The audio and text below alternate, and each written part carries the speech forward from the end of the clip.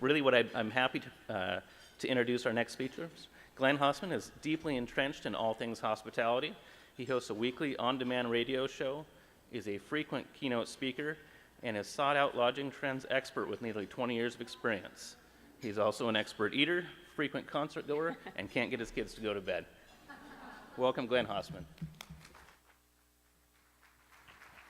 Thanks. Appreciate it. Thank you. Hey, thanks for the polite applause. I definitely appreciate that. So good morning. Oh, that was super lame. I was told that Washington State has the best good mornings. Let's try it again. Good morning. That's much better because I'm excited. I want to energize you. Although that being said, I'll probably start off this presentation by completely depressing you guys for a little while. Then I'm going to explain why I'm depressing you and then try to cheer you up. So you're probably wondering just who I am and what I am doing here. So I have a worldwide consulting business called Rouse Media, where I help different companies within the hospitality industry understand all of the trends and what's happening within our business. I also host No Vacancy with Glenn Haussman. It's a weekly podcast that I do, although I'm adding a lot more content all the time. Subscribe now, 66866 to this. This Friday, I've got a great guest. I don't know if you know Chip Conley, who created Joie de Vie Hotels and then went on to Airbnb.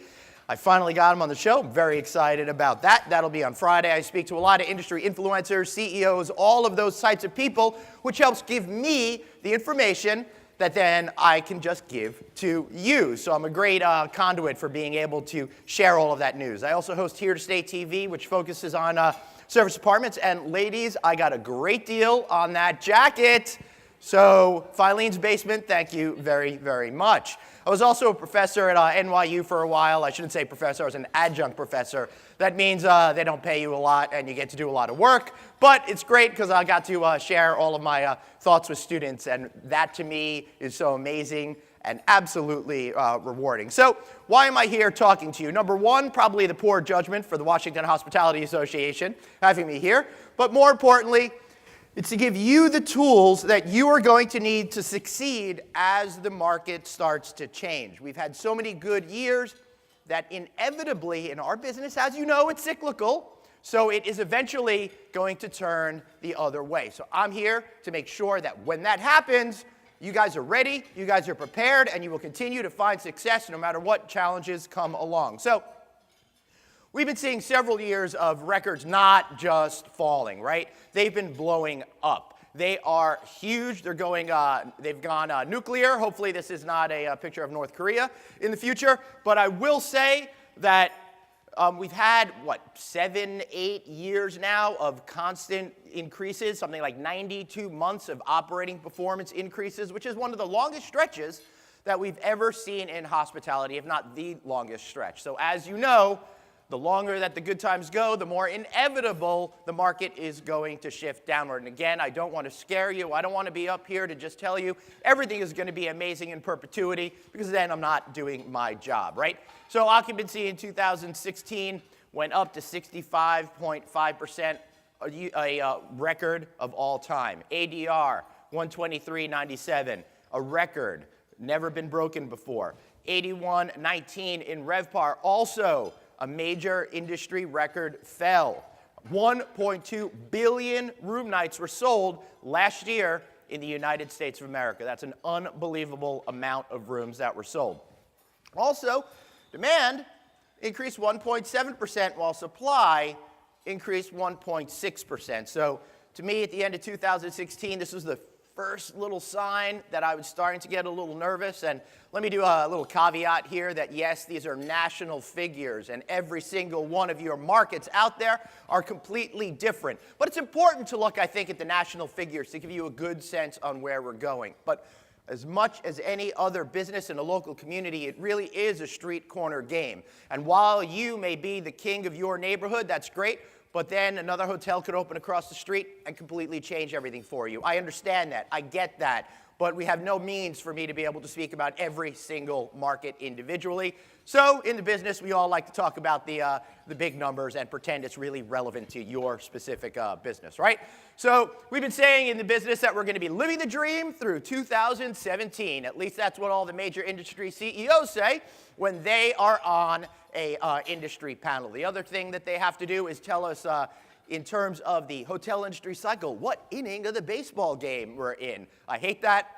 It annoys me. It's not very interesting, but the fact of the matter is things have been absolutely amazing, amazing, amazing, and all of you are seeing it in your businesses every single day, right? So where are we right now in the hospitality industry cycle? So room supply this year through August has gone up 1.8% already. That's pretty considerable. Room demand, though, has been up 2.4%, which is really terrific. So we're seeing that there's still a lot of opportunities in that this year for you guys who have pushed rates, and you have been, as occupancy has been slowing, but you're really seeing that ADR climb up 2.1%, and that RevPAR is up 2.7%, all really good numbers. Now, room revenue is up to $152.5 billion, 4.5%. Now, some of you out there are probably saying, Glenn, 2.1%, that stinks. That's not really great. RevPAR only 3.2%. That's not great. But when you think about the 90-plus months that we've had of an upcycle, that 2.1% in ADR is actually a pretty significant number to me. I think that's one of the things that industry prognosticators out there fail to recognize, that mathematically it's not humanly possible to continue to have 6, 7, 8% gains. And if you look at it in a pure dollar basis, 2.1% is pretty good and pretty equivalent to that 7, 8, 9% that you saw 6, 7 years ago. So I spoke at this event, I think, 6, 7 years ago, and my theme was rethinking everything to do. So put some critical thinking into this. When you see a number like that on its basis, think about what that really means, what it means to your business, and always look to see what the truth is. Too many times in this business, we kind of just go into this cycle of everybody sharing the same information over and over again. I'll get that in 2 minutes. So profits have been robust. Everyone is feeling amazing about themselves, and I would like for you guys to meet my kids. I'm very, very proud of these guys. You know, I'm just excited that I don't have to pay for dental bills. We've just decided to go tooth-free, so I'm excited about that. So really, everyone is feeling super good about themselves. You guys feeling good about the way your businesses are operating out there? Yeah? All right, thank you. I'm glad that some of you are actually feeling that good and not giving me some lip service. But that's a problem at the same time, right? Because it could trap you into a misleading way of thinking. I think part of the human condition is that if things get too good, we kind of block out all of the signals that are out there, that are available, that used to be plainly obvious. And what happens is we ignore all of those warning signs. So I very much want to give you guys a nice polite kick in the butt this morning to make you realize that no matter how good things are being, it could be leading you down the wrong path. And I want to see everyone in this room be super successful as we start to navigate some of the challenges that are happening. So I really want you to stay smart in the sea of rising challenges, right? It's been great, profits are robust, and everyone here is feeling really great about themselves. But the industry is in this ever-quickening feedback loop that's happening out there right now. When one CEO says something that's great, another CEO puppets it right back. And when they're on stage, what happens? The entire audience absorbs that information. Then I go out and I start talking to all of the people that are at said financial event, for example, and then they give me the exact same response that the CEOs just told them to think on stage. That's dangerous, that's worrisome, it creates groupthink, and it creates opportunity for all of the disruptors that are bothering us now to become available, okay? So I want to talk a little bit about that supply versus demand equation that's happening out there right now and why that should be a little bit concerning. Like I said, Room supply is up 1.8% this year, which has been okay, but also kind of significant because room demand is up 2.4%. So right now, you're probably not really seeing all that big of a problem. Seattle, I know, has been a very successful market. But overall in the industry, demand is expected to level out for about 2%. And supply is about 2.1%. Okay, so next year, for the first time since like 2008, supply is going to outstrip demand. Okay, so that's the first warning sign that you guys should be particularly concerned about, is that when supply outstrips demand, we all know basic economics out there, right? It's going to create more challenges for you to continue to push your ADR and your RevPAR up, up, up in the wonderful pace that you've had for the last 7 or 8 years. Oop, I got a little too excited on that button. All right, so I just want you to absorb that. Think about that for a minute. All right, already 33 of 164 markets are having negative RevPAR. I'm not saying Seattle does, but when I see 33 markets are already having problems, and they each one, again, individually put out there with their own challenges, with their own opportunities. But it was not like that a year ago, right? So things are shifting. Certain markets are doing not so great, like New York City, for example, like Miami, for example. They're both suffering from severe overbuilding, and that's giving them challenges to be able to continue to not just raise rates, but they're struggling to even maintain rates. So a little bit of what's going on in the world of construction. The pipeline right now in the United States, nearly 5,000 hotels are in various stages of development, from putting the finishing touches on it to, contracts have been signed and they're getting ready to be constructed. 600,000 rooms nearly in all. 1,502 projects are currently being built. And 2017 openings are going to be up 20%. And we see this pattern is going to extend itself for the next few years. If you have been around long enough, you recall that the market peaked 2007-8, and then everything took a giant downturn, right? And hotels kept opening and opening because we had never seen such a large pipeline already. So when all of those hotels opened, it increased a lot of pressure on the already operating hotels, which made it a lot more challenging for each and every one of you in the room. And this is a problem that's going to happen again.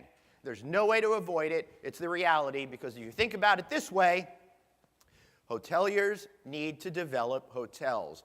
Development community is not just going to suddenly say, thank you very much, we're done developing hotels, to keep the cycle going longer, right? It's an impossibility for that to happen, and you have to realize that that's going to happen. Over 2,312 projects are going in the next 12 months, which is an unbelievable number to me.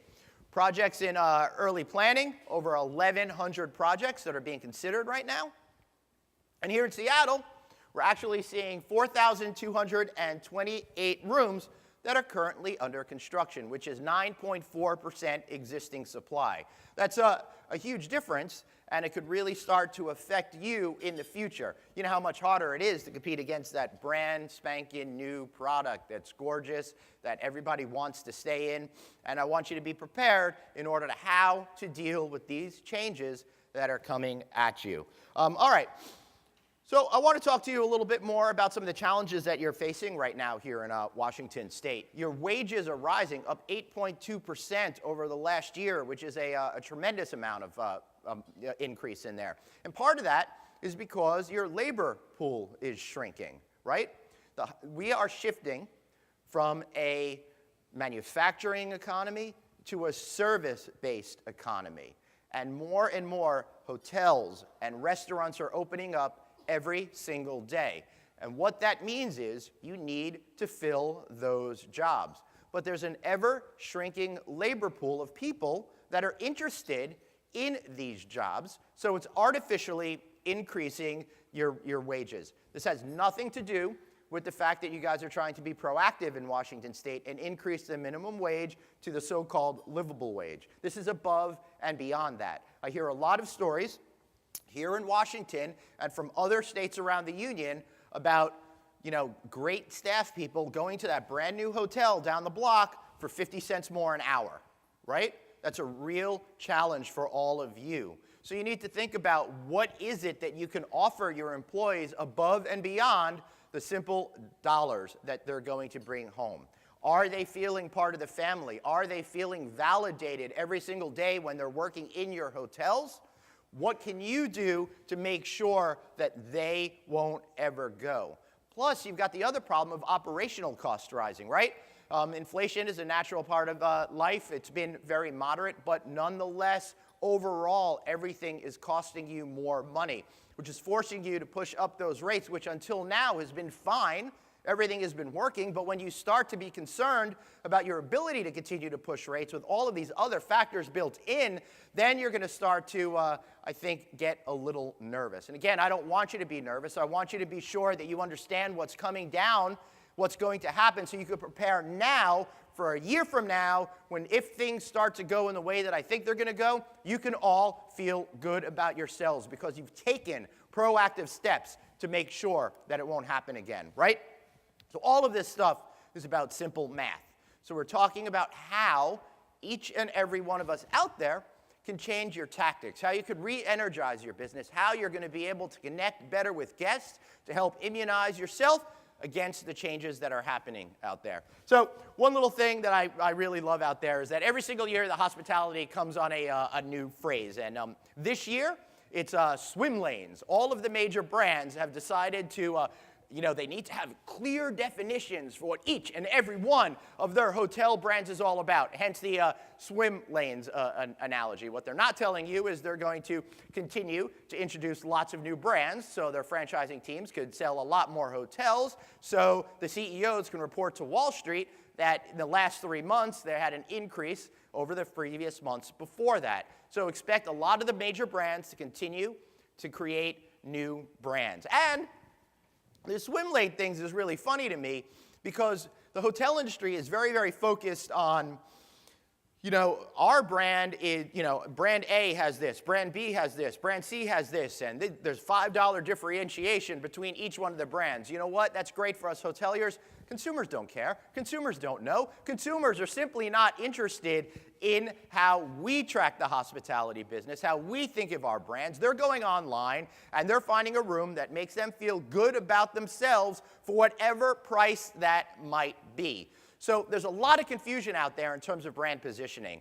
Hilton recently introduced the True brand, for example, which is replacing what Hampton Inn used to be 20 years ago. My bet, when they really start to become meaningful out there, I don't know how much consumers are going to really understand the differences. You're all pretty smart out there. You may very well know the differences, but understand that in the future, the customers aren't going to be thinking about that. We have hundreds and hundreds of hotel brands that we can think about, that we consider, that we can stay at, and as a customer, we're simply not doing it. All right.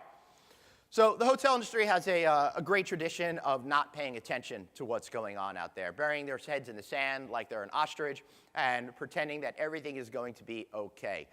After 9/11, if you were all in the business, you remember very clearly how the hotel industry had no clue on what to do. They were all extremely confused. And this was in my early days in the hospitality industry, and it was interesting to see what they did.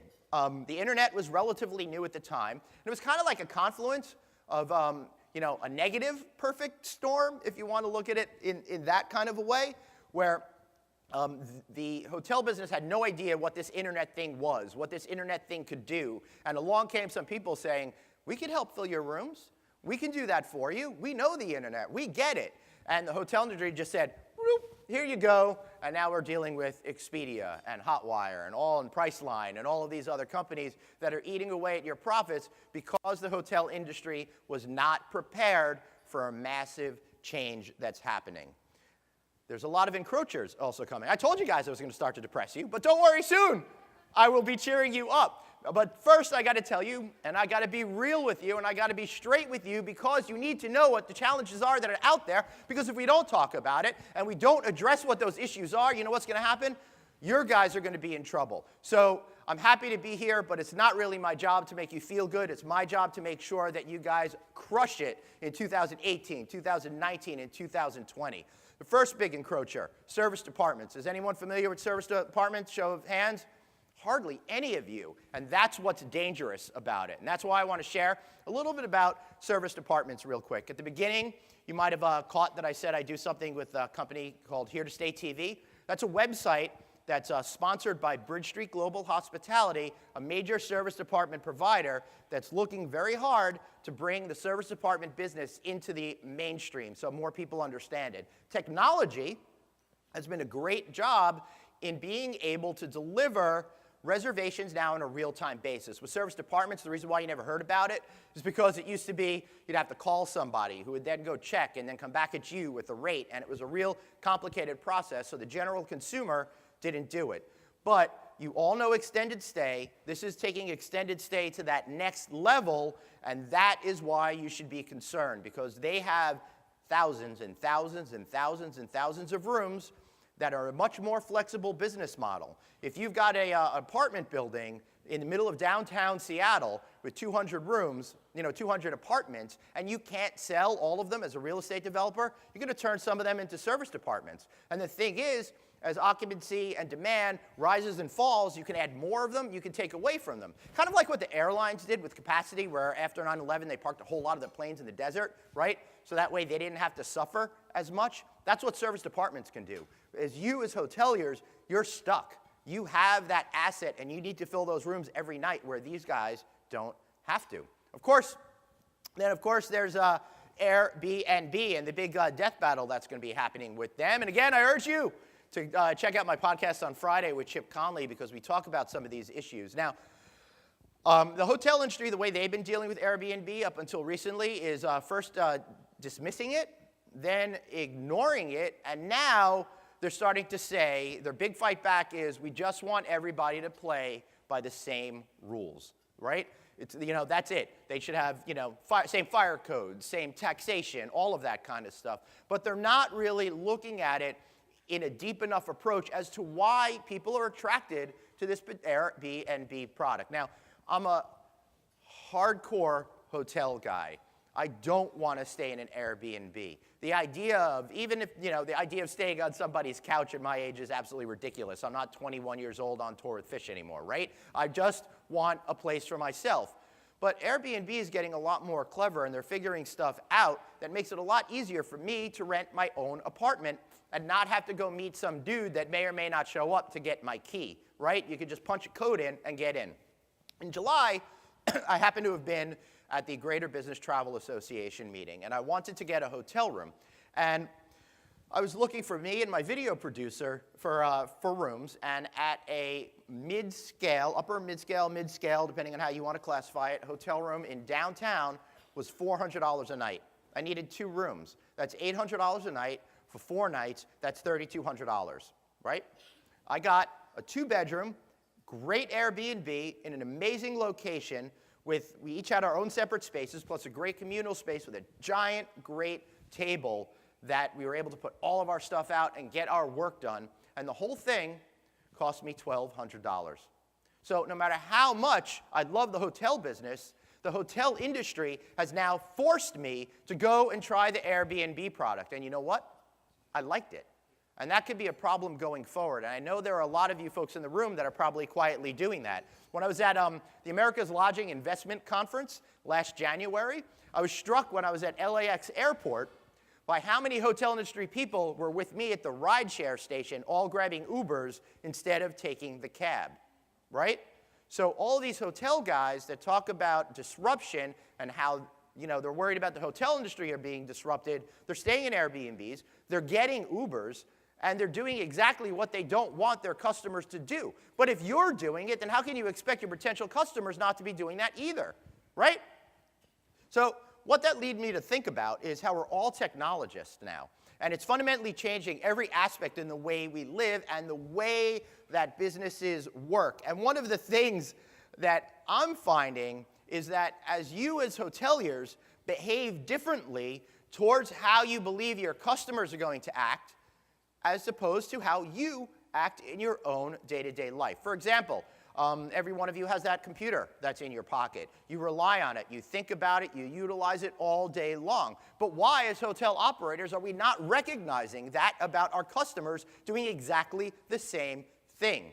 We almost operate in kind of a different world. We're all over here, while all the customers are over here, while things like Airbnb and service apartments and other industry encroachers are starting to understand better that consumer behavior has shifted in a big-time way, but you haven't done it yet. So I really want to be sure that you understand that you need to forget everything you've known and relearn everything. And I don't mean that as a pejorative. I just mean that in life, you've always got to move forward. You've always got to change. We're all personally on an individual journey. And none of you here are the same people you were in high school, in college, 10 years ago, even last year, right? We all have a tendency to say, I am today a fully formed human being.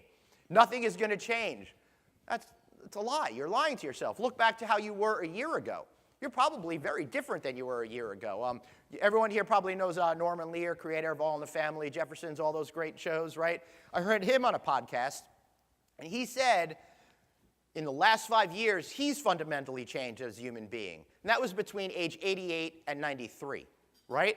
So if an old dude recognizes that, then each of us do. And then how does that notion of we're all changing then apply to what you should be doing in your business? It tells me that nothing can be stagnant. Everything must be changing. You must constantly move forward in order to be successful and be aware of everything that is happening around you. So you've got another couple of interlopers that are going to be coming in here. Still not exactly sure what's going to be happening with Google, but if they get in a big way, that's something to be concerned about. Microsoft too, Apple too, with all the information that they have, they could be big players in the future. So, all right, I'm now officially done depressing you. Now we're going to talk about what now, right? So it's time for all of us to think about what comes next, right? You need to sharpen your skills.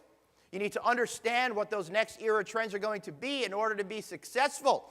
And you need to find the right time to apply human interactions and then take out, some people during those possible, friction points. So robots, for example. I bet you've all heard a lot about that up here in the Pacific Northwest. In particular, I think robots are starting to catch on. And I don't want to say they're bad. I don't want to say they're good. I think they have their purpose, and I think they could be very good for you. For example, as a guest, if I want to get a cup of coffee delivered to my room at 6:30 in the morning, I don't want to talk to anybody. I don't want to see anybody, right?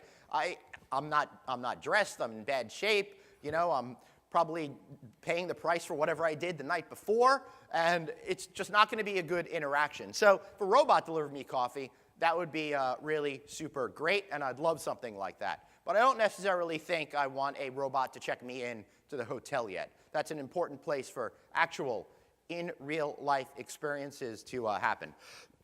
Big data is also going to give you folks a lot of opportunity to really get to know your customer, get to know what their thresholds are, and even be able to find demand segments that you didn't even know existed. What one revenue management company is doing right now with big data that to me is really exciting is we all know when Beyonce is coming to town, and you all know how you can change your rates to respond to that, right? But we don't actually know about the 50 events that might be happening in downtown Seattle or Spokane, right? Like Hoops Fest is coming to Spokane, but you don't know about the 50 meetings that might be attracting 20, 30, 40 people each. That has a real change in demand. So they understand that. You could look at weather patterns. You could look at how many airplanes are coming in, and they help you determine better and more efficient pricing for you going forward. But really, in the future, being successful is all about you. It goes back to what I was saying. How are you going to change to adapt with the times? The future is all about making personal connections in an increasingly automated and faceless world. The more that we look at our phones and live a virtual existence, the more each and every one of us are craving in real life experiences, right? It's that idea of URL to IRL. Computers versus real life. And what are you going to do to connect with people emotionally in the future so they remember you, they remember the experience that you're going to have, and they're going to come back to your hotel without searching 1,000 different places online so they can save $3, right? So how we experience as a customer hotels is changing really, really quickly. And to get those top rates going forward, you're absolutely going to need to be ready for what's happening in the future. New opportunities to understand consumer behavior are emerging, and you guys are in a very lucky place right now. So I think the future is about storytelling. That's how you connect with your guests. We hear about how hoteliers and guests want to go local, local, local. We hear about how important personal interactions are. We hear the most overused word of the last 5 years, experience, right? All of those things play into the notion of smart storytelling. Storytelling immunizes you against playing on rate alone. If you don't have a good story, if you can't provide those memorable moments at your hotel, you're stuck with nothing. You become a commodity. You become like the airlines. Nobody cares what airlines they fly. I'm talking about the general public, not us crazy frequent flyers. They're just going to go based on price alone, right? So what do you got to do? You've got to find ways to share what your hotel is all about and find those moments that people are going to take away with them. So you have to get them excited about having an experience at your hotel. We're in a universe now where people are tired of collecting things. We all have everything we could possibly want. Everything, it costs $20 and it's from China, right? I mean, you know, I remember my mom telling me she had one toy growing up, right? And then she would always make fun of me for having, I don't know, 5 toys growing up. Now our kids have absolutely everything and anything they want, and it costs hardly anything. And it's true. Even as adults, it's very easy for us to have what we want because most things are not crazy expenses. Okay, I don't have the Tesla yet. I'm loving the idea of one day getting that. But I think generally, practically speaking, what the Great Recession taught us was that it's all about moments. And you see this expressed with those millennials, and I hate all of you. Nothing personal. It's just you're younger, you're more attractive, and you've got a nice future ahead of you. So that's why I hate you, not because of anything else. But you all, the millennial generation seems to understand this innately. They grew up in a world where things were plentiful. That ceased to have meaning, right? So it's all about creating great experiences and having those experiences with friends. They don't necessarily care about staying at the Four Seasons. They just want to make sure they can stay anywhere to be at Coachella, right? And have that great experience. So that's really, really important. So they want to have the bragging rights to tell people, hey, you're not going to believe what I did. And increasingly, that's more important. And storytelling, that's the perfect mechanism to make sure that that happens. It really harkens back to the old tradition of campfires and the oral tradition that we have in society. What is your great story to tell that people are going to want to connect with and come stay at your property and not think about the few dollars that they can save, right? Hotels, you got to realize that what you're about is you're not necessarily going to be the #1 choice for everybody. And I don't mean as a hotel, but in terms of thinking about stuff. People first need to have a reason to come to your town, right? Business, a wedding, something great in your neighborhood that they want to see. They choose that first. Then they may choose a neighborhood that they want to stay in. Then they think about choosing you. So it's important for you to understand and reflect that you are more tied to your community than you ever realized before. And that's an important element to storytelling. And I think we haven't verbalized it before now, but that's why we're seeing what's happening in the hotel business with local, local, local happening. So I would encourage you to think about the unique things that are interesting at your property that are going to help you connect with the guests emotionally so you can understand what their consumer behavior is before they walk in the door. Being here at this particular casino resort, I love the redesign that they did here. I don't know what it looked like before. This is my first time staying here. But it is so connected to the history of the native peoples from the Pacific Northwest. I absolutely love it. It means something to me. It's not just a fungible product that could be anywhere. right? I mean, casino could be a casino, could be a casino, but the operators of this building took the time to create something that's unique, interesting, and memorable that I can't find in New York, that I won't find in Texas, right? It's very of this space. Okay, so each brand, like this one here, is like a human being. It has a distinct personality.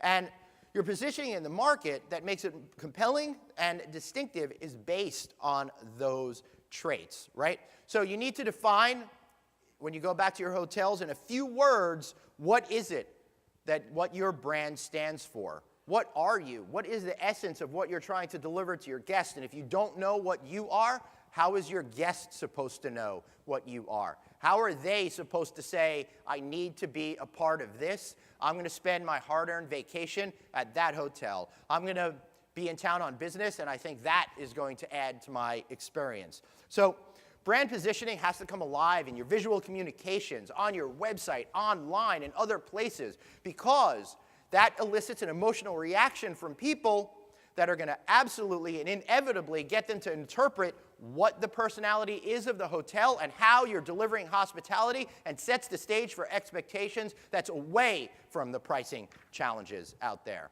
Okay, so again, storytelling immunizes against playing on rate. And I think this is a great example on explaining this, right? You got the Transformers.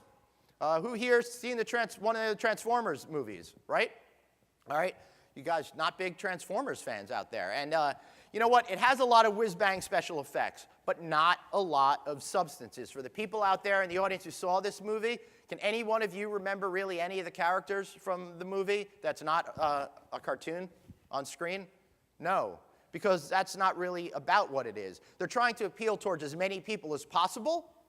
So they're trying to transcend culture and language and appeal to absolutely everybody out there, right?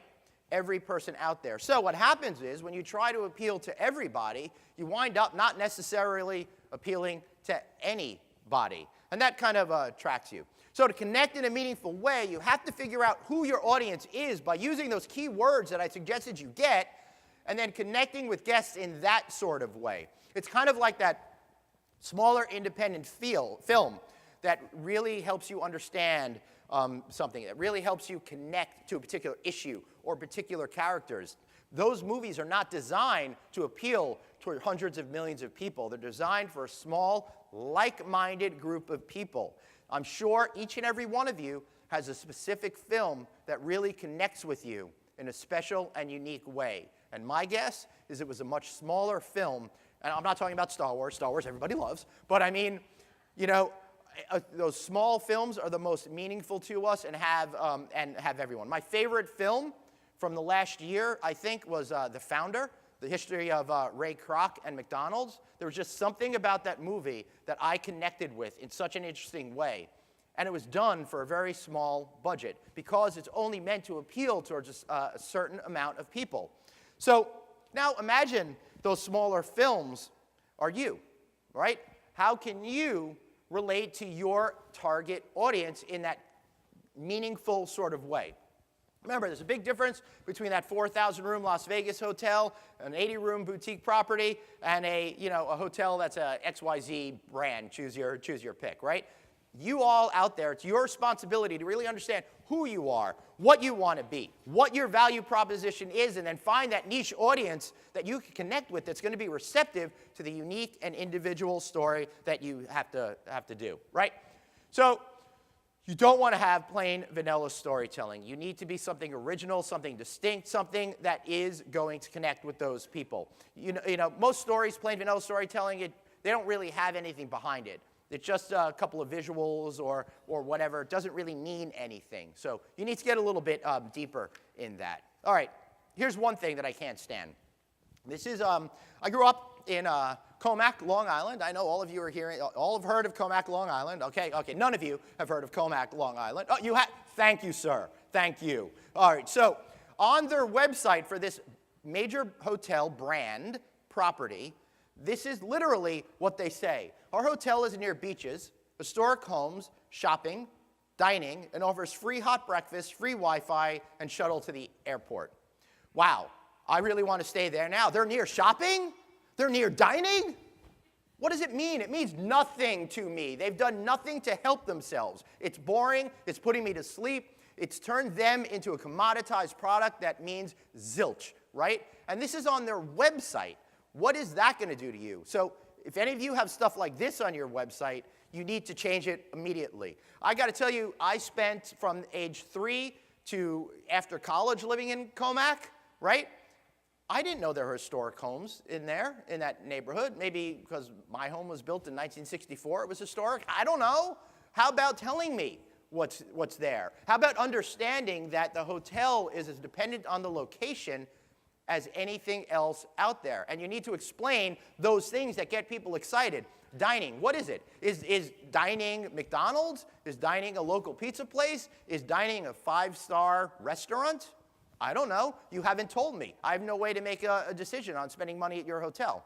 So you need to find ways to complement your niche audience's lifestyle. And I don't mean lifestyle like the major hotel brands have been trying to tell you lifestyle is. All lifestyle hotels are, for the most part, for major branded hotels, we're getting rid of floral bedspreads and kind of changing the design look to look more contemporary. But that doesn't necessarily mean that they connect with the individual users within that hotel. Some major brands did it better than others, but it's not really understanding the person's lifestyle. There are some examples I'm going to give you that definitely understand what that lifestyle is. So, do you want to have a Transformers-style property, and everyone is going to be like, okay, but it's forgettable? That's great on a flight.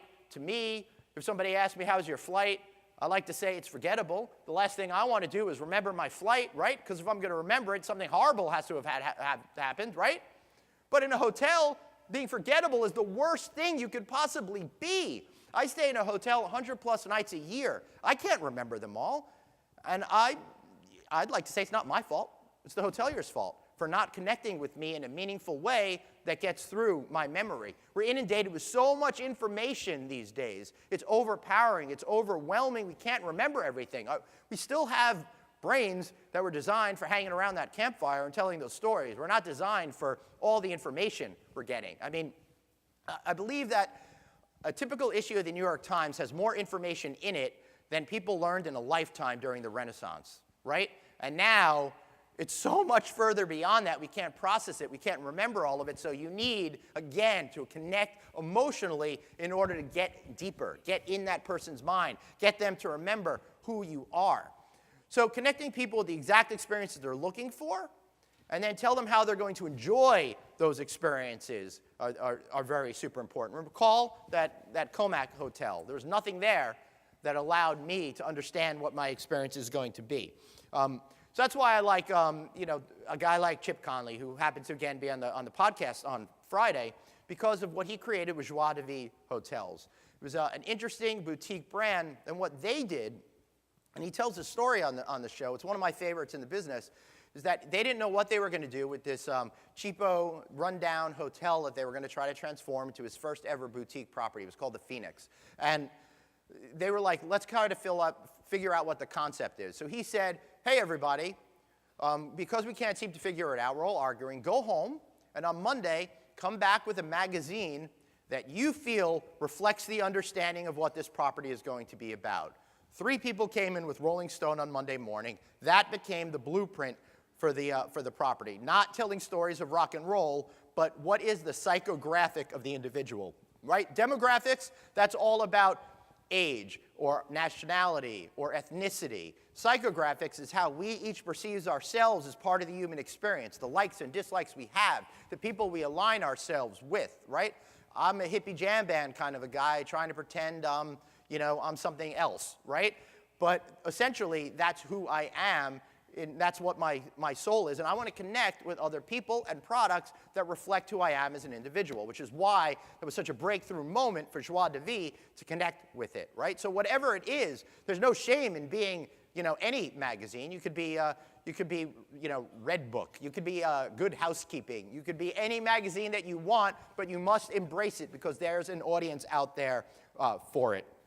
Remember, the stories that you're going to tell, though, are going to vary. A business hotel is very different than a resort, which is going to be different than a traditional type of a hotel.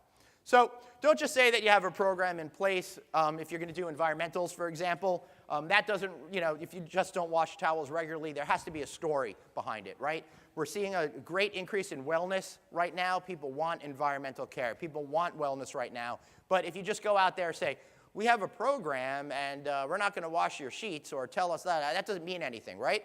You want to talk about the stories on your property, about how your employees are absorbing all of this, how they really care about the environment, how you're empowering them to make it more successful. That gives you an idea to, ideas to connect with each individual guest and allows your employees to tell those stories. For example, you got to try different things, right? You got little Miss Goldilocks over here. She didn't just stand outside and say, hey, that's a really nice house. She decided to commit a felony and do some breaking and entering. That aside, she explored all the different options, and you should too. Is it too hot? Is it too cold? Is it just right? That's what's up to you folks out there to think about for your specific property. Ask others what they think about what your property and what that story could be. And if you try something and it doesn't work, that's okay. Try something else. It's forgivable, it's understandable, and if you don't experiment and play with it, you're never going to find success. It makes me think right now about Google, how they have what's called a culture of failure, where it's okay to fail, but the idea is to try new things, and eventually you'll figure out what works for you. But if you don't try those new things because you're afraid to fail, you are going to fail. Hopefully that makes sense to you. So here's some stories about places that I think have done amazing storytelling. All right, we have this restaurant here called Favakin. I mentioned it on the association's podcast that I do, a radio show I did a few weeks ago, and I absolutely love this particular hotel. It's a 14-seat restaurant in the middle of nowhere in Sweden, which I know is already in the middle of nowhere, but that is part of the appeal for it, right? They have a chef there that's managed to create an experience that costs $355 per person for the meal, and people fly around the world to come to this restaurant because it's a Michelin-rated restaurant in the middle of nowhere that has a unique, interesting story to it. And of course, they're going to spend $300 to $500 a night on the hotel room experience too. So Chef Magnus Nilsson is an amazing personality who's really redefined the food through the visual presentation that he does, through using ingredients that are found within that region. And the thing is, it's always sold out. Because it's different, it's unique, it's a bucket list kind of thing. It's an experience that people are going to get to come home with. And remember I talked about bragging rights? This is what that does. Star Wars. I mentioned how much we all love Star Wars, right? Star Wars, the Disney company is building a Star Wars hotel on the Walt Disney World property. Now, obviously, this example is not going to be really applicable to anything each and every one of you folks are doing in your world, but it shows me where we're going with storytelling and how important change is in the industry right now and what you need to be cognizant of. So instead of just checking in like a typical hotel experience here, you're going to board a starship, and you're going to be whisked away for three or so days at a time for a whole lot of money to take part in a 100% 24-hour-a-day immersive experience. You will get to wear costumes. They will give them to you, I'm told. You will get to interact with people in costumes and makeup. You will get a mission that you need to complete. You will be a Star Wars character, right? I mean, you see that take my money thing on the internet, the meme, right? Take my money, please. This is going to be the ultimate in experience in storytelling, and it kind of plays on what the cruise experience has been doing by getting you out in the middle of nowhere for a soul experience. This is going to be unbelievable. I can't wait to see it. It's going to be opening, I think, in 2020 or 21, and I suppose none of us are going to be able to get in there until 2050 because that thing is going to be sold out. So, another brand that I really love what they're doing is a brand called 21C Museum Hotels, right? Instead of competing in major markets, all the major hotel companies need to be in those big cities, Miami, New York, San Francisco, LA, right? 21C Museum Hotels said, forget about it. We're not doing that sort of thing. We're going to small markets. We're going to Louisville, Cincinnati, Bentonville, Arkansas, Durham, North Carolina, Oklahoma City, and that's because they found an interesting concept that's different than what anyone else has been doing. It's the only hotel that's actually a museum, or should I say it's a museum that happens to have a hotel. So it's a great way for them to tell the story, to engage the local community into coming to see changing art shows that are happening there and getting people to stay. And you know what? They're buying a lot of food and beer and wine while they are there. And we all know that's where everybody is making their money. In fact, they've been voted one of the top 10 hotels in the world, according to Condé Nast Reader's Choice. So they're doing something right. They're doing something interesting. They've done exhibitions from John Waters, the filmmaker, Mikhail Baryshnikov, the famed ballet person, and now I was thinking that name that he did with in the 80s, Night Run or something like that, where it was like a, what is it? Yes, White Nights. Yes, great movie. I highly recommend it if you guys are, if you need some 80s fun. That was great. Him and Gregory Hines, I think it was, right? Best tap dancer on the planet. Sorry, Savion Glover. I don't mean to digress, but again, really interesting, really fabulous. Hard Rock, another brand that I think really understands itself, what it is, and is able to connect with customers in a unique and interesting way. They are focusing on people in their 40s and 50s that love rock and roll music. And when you hear Hard Rock, is there anyone in this room that didn't have a definite understanding of what that brand means? Right?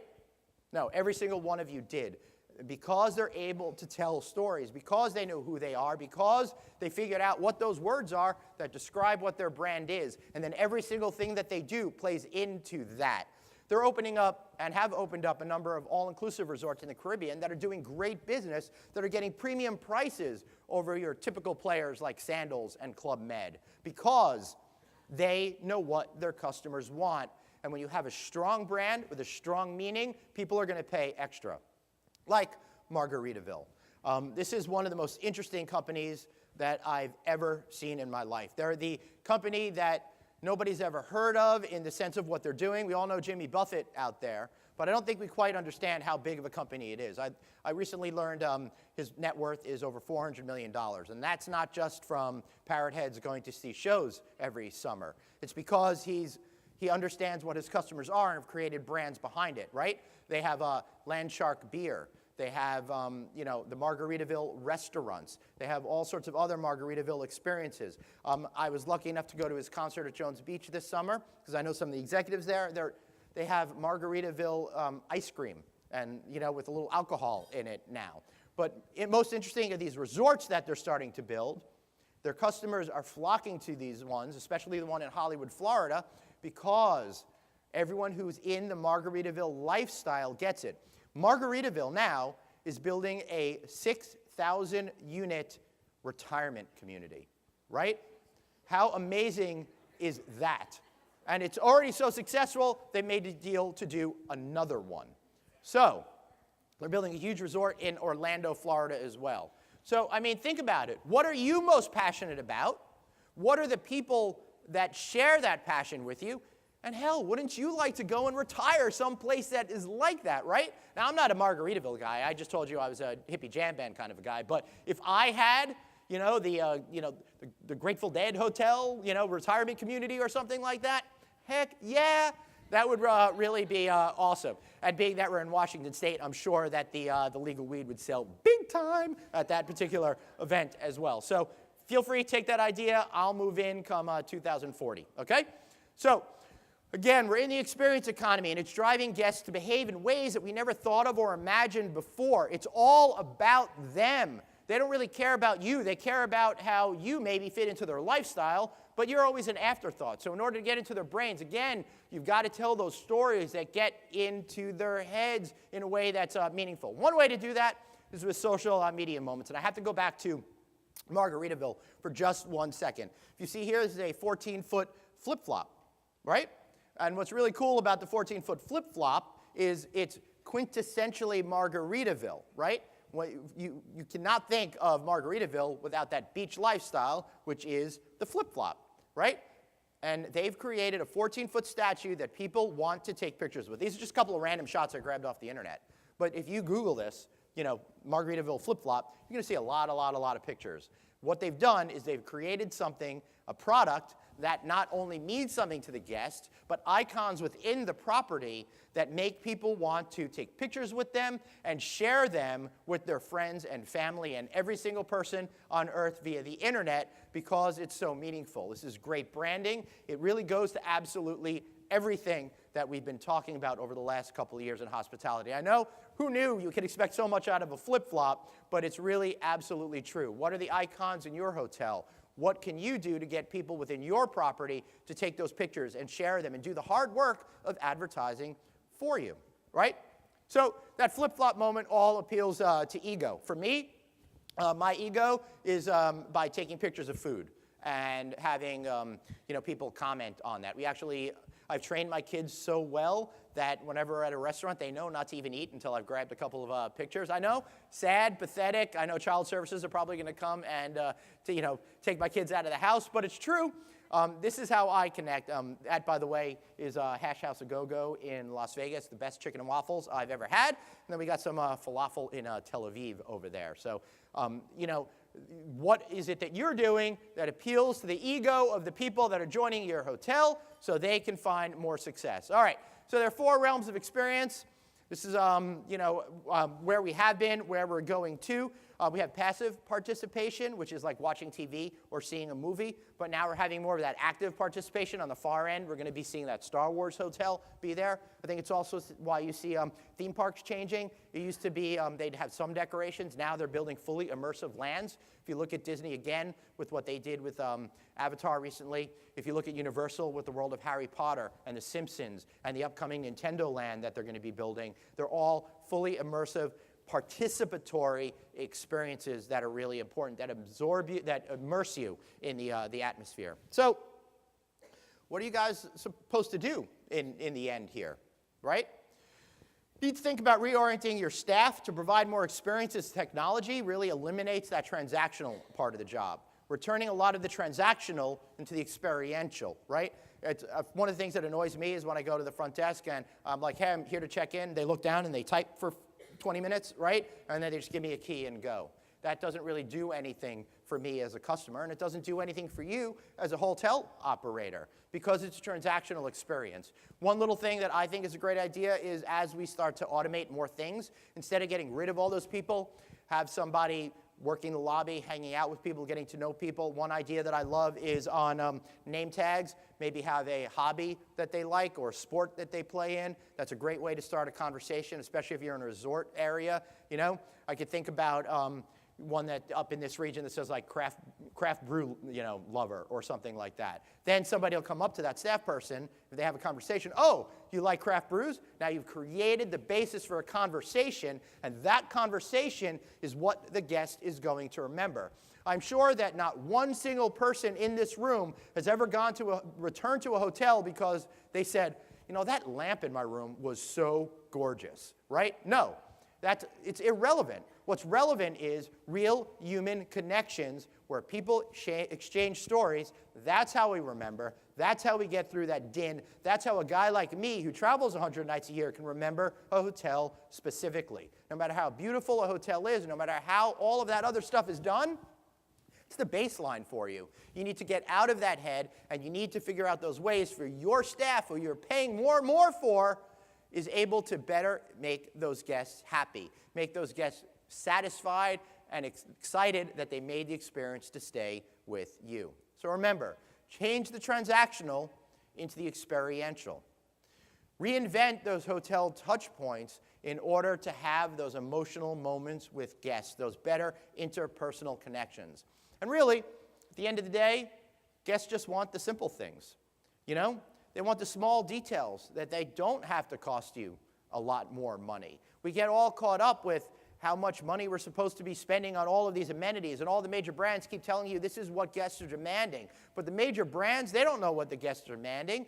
They're just trying to throw everything in there to differentiate themselves from the other things, right? It's not about what guests want. It's about what guests need. And that goes back to the simple things that you've been doing amazing for decades and decades and decades, right? We want to be greeted accordingly. We want to feel special. We want to feel like human beings. You know, I like that little check-in cookie that DoubleTree does so well. I don't necessarily eat it because these days I feel like I'm becoming a fat tub of goo because I've been on too many airplanes, but it's meaningful. It's something that people remember. It connects with them. Perhaps it's a lemonade when they check in. Whatever it is, just a little something that makes them feel special. Maybe it's that cold towel in the dead of summer. You know, you've been hot, you're standing on line. Here, have this cool wet towel like they give away at the pools in Las Vegas, right? Maybe it's that bottle of water, of lemonade, or that sort of thing that I've been seeing, right? Small gestures have major impacts. As we've lost touch with the human experience because computers have taken over our lives so much and we're becoming slaves to those devices in our pockets, those individual interactions with people are more important than ever. Remember, it's about in real life experiences to take back those virtual experiences that we're having. So, in closing, the world of hospitality is rapidly changing. Customer behavior and technology is constantly in flux, and you need to always re-examine what you did. Just because something worked this year doesn't mean it's going to work next year. And that's not your fault. That's because the line keeps shifting. Everyone's expectations keep changing, and it's your job to stay ahead of them. Your guests may be more demanding than ever, but the only thing constant, like I just said, is nothing remains the same. Your guests, you know what? They really do want to love you. That's what they're in it for. They want to feel good. They want to say, I made this great choice, right? If they love you, it feeds their ego. It makes them feel great. It makes them want to come back and pay more to stay in your hotel. And that's it. Thank you very much. Make sure you subscribe. I appreciate it.